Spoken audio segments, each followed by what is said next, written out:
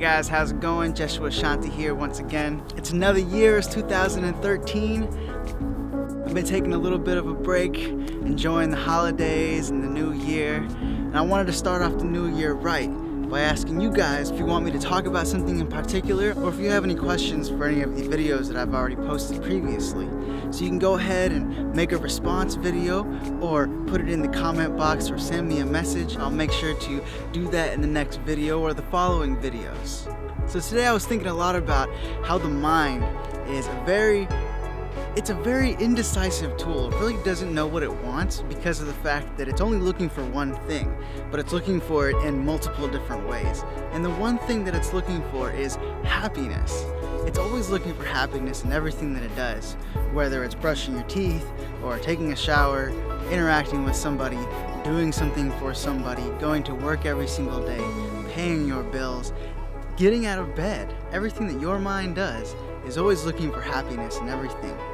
So we have to really understand this and grasp this understanding that that's what it's doing, and that's why it does certain things that it does. And maybe sometimes we do things that we don't really understand. If you take the time to understand that and just think a little bit more about that, about what your mind does and how it interacts with people and why it does certain things, you can see that, okay, I'm searching for happiness in this way, and this is the way I'm going about it.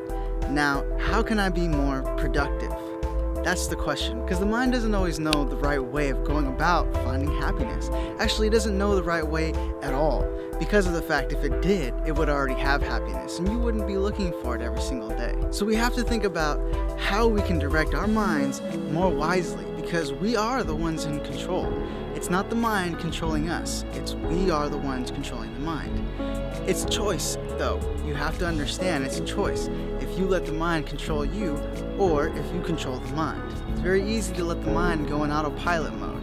It can do anything and everything when it's in autopilot mode because of all the information it's gathered up until this point, up until the day that you're living right now, even if you're 5 years old. So with this understanding, with knowing that this is how the mind works, and we can direct it in a more positive fashion, and we can control what we want to do with our lives by controlling our mind, controlling the tendencies that are present. We can overcome many obstacles. We can do many different things. It's having that understanding. It's understanding that. Now, of course, this isn't something that's just gonna pop right away. It's constant practice all day, every day. Now, anybody can think, wow, that must be hard. It may seem hard at first, just like anything you start practicing.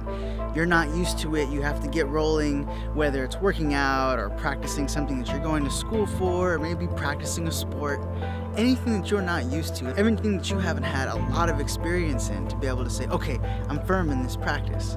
You have to continue practicing until you feel firm in that. So everyday practice by seeing what the mind's doing, analyzing it, and understanding how you can be living in a more positive fashion that's more beneficial for you and everybody around you.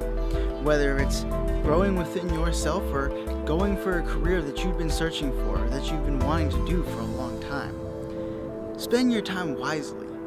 We can all get wrapped into the daily life of how a lot of other people live, which is sitting down, watching TV all day, not really doing much, except going to their 9-to-5 jobs and coming home and watching TV, and that's about it.